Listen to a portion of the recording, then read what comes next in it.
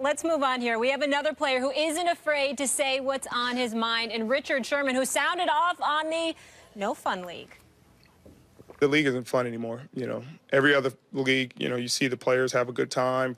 You know, it's a game. You know, this isn't politics. This isn't justice. This is entertainment. And they're no longer allowing the players to entertain. They're no longer allowing the players to show any kind of personality, any kind of uniqueness, any individuality, because they want to control the product. They want to control the messaging, et cetera, et cetera.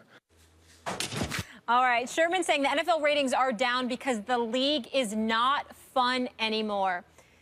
Stephen A., should the NFL have a problem with those comments? They should have a problem with it, but at themselves, not Richard Sherman. It should make them very uncomfortable because Richard Sherman articulated and elocuted thoughts of a lot of players in the league, and Commissioner Roger Goodell would be wise to consider those words. Let me go here and let me elevate my level of seriousness when I say what I'm about to say, Will and Max. African-American players in particular have an issue with the level of control Roger Goodell exercises. That's not to say white players don't have that issue. The Drew Breeses of the world and, you know, Eric Winston, who works in the Players Association, and others. Of course, it's not just confined to black players. But I'm talking specifically as it pertains to the issue of control. The socks you wear, the shoes you wear, the celebrations, how you're penalized, how arbitrary the rulings are on the part of officials in terms of when some guys get penalized and other guys don't. It's not that you're not doing it to other people, don't get me wrong, but those black players that are on the football field, anytime you have rules and regulations that seem to be a bit excessive, it speaks to the issue of control. And African-American players are going to have a problem with that. We grew up watching the NFL.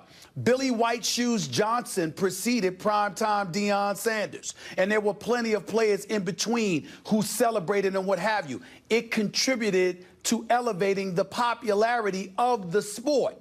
But somehow, some way along the line, folks who didn't play the game, who are wearing their suits, who are making in excess of 20 or 30 million a year, none of whom are black, by the way, are sitting back and saying, when you dance in the end zone a little bit too much, or you dunk over the goalpost, or do something like that, or if in the case of D'Angelo Williams, you want to wear your, pink on your hair to honor your late mom, or Antonio Brown, gyrating or doing whatever it was that he's doing. They're looking at it and they got a real problem with it because the NFL seems so hell-bent on restricting expression. And when that happens, you're going to have players that are going to have a significant problem with that because they're thinking about the fact that they're putting their bodies and their health on the line to elevate the popularity of the sport. They're thinking about the hard salary cap. They're thinking about how the NFL meticulously chooses who to market to promote its sport and who not to. They're thinking about all of these things, and then on top of it all, when they're starving for recognition and they want themselves promoted, and you've got these things restricting all of that, you got a lot of players, particularly of African-American descent, who are incredibly uncomfortable with that, and they actually have, at least to some degree, a case. It is something Roger Goodell should listen to, the league should pay attention to. Look, it's not lost on me that this is a league of almost all white owners, they're referred to as the owners, and largely black African-American labor.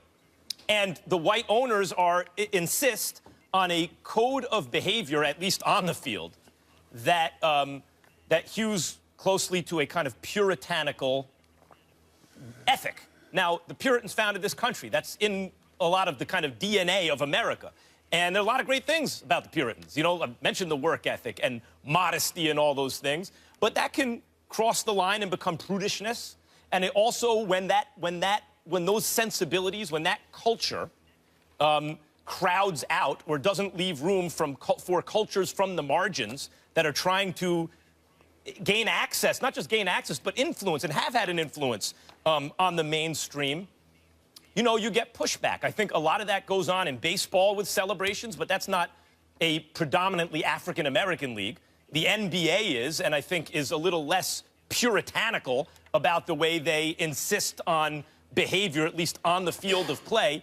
So from that, I don't think it's like a nefarious thing, like the NFL is twirling their mustache saying, aha, we're going to control these black players. But I do understand where if you're a member from a group, African-American, immigrant group or other, that doesn't see that kind of puritanical prudishness as who you are and the way you want to express yourself when you do something good, that kind of culture clash, which has always favored the owner's point of view, is starting to move the other way, and this is like what we're dealing with here. This is what Richard Sherman, I think, is actually referring to.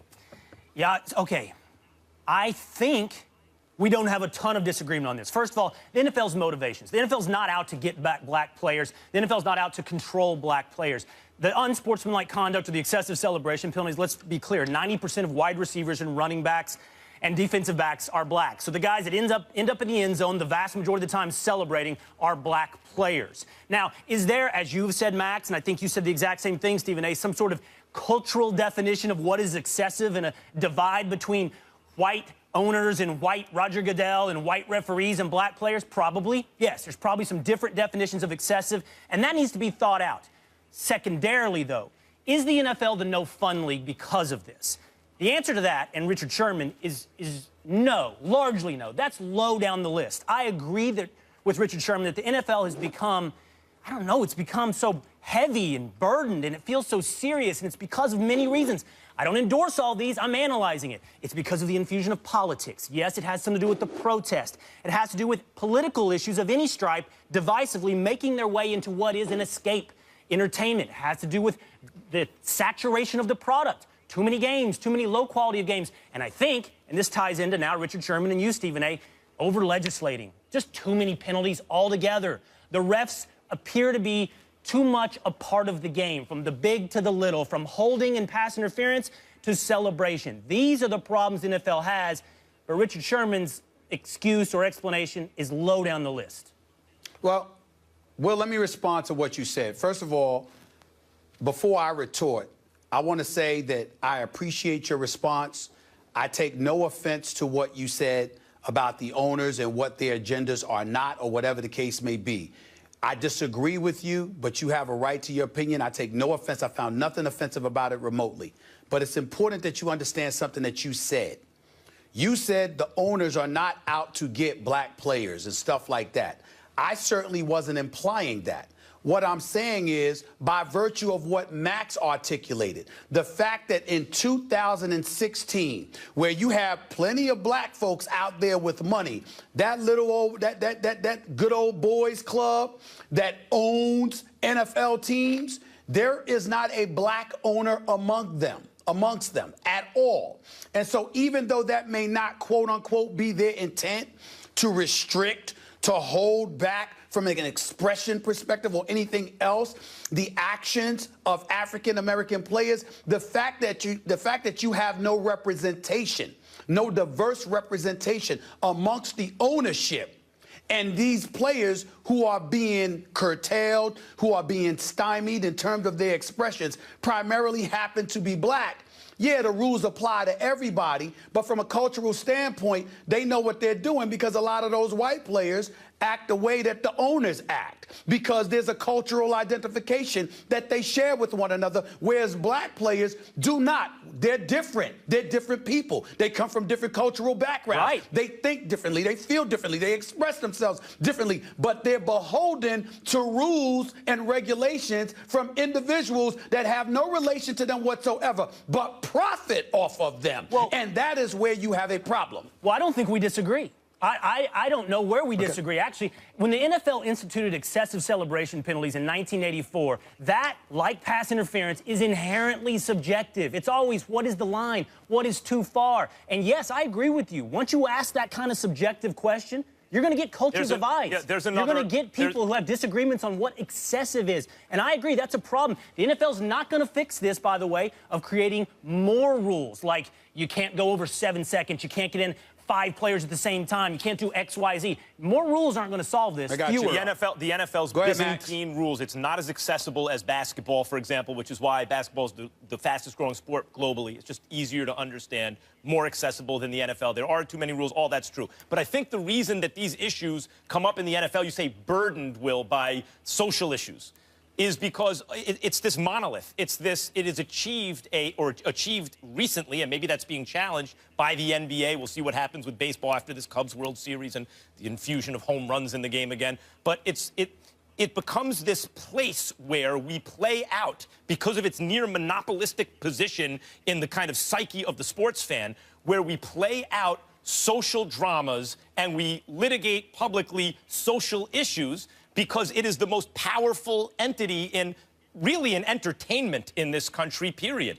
That's the reason I think those issues get attached to the NFL. I think any sport in the NFL's position, by the way, this happens to ESPN or any very powerful and dominant institution. These kind of issues will come to them because that's what occupies the minds of the fans. I'm not doubting that's true, Max, and I'm not actually saying whether it's right or wrong, but I'm telling you the NFL is paying the price for it. People treat this as entertainment and escape, and if it ceases to be that, I don't know what it can do about that. Well, but the dancing is entertainment, too. That's true. I got a So last miss comment it. to add. Yep. I got a last comment to add. The NFL in America is king. But if you speak to a lot of people, in terms of a global iconic brand, a legitimate argument can be made that the NBA has done a better job than baseball, than the NFL, than everything but soccer. And obviously the NBA is incredibly popular. Well, guess what?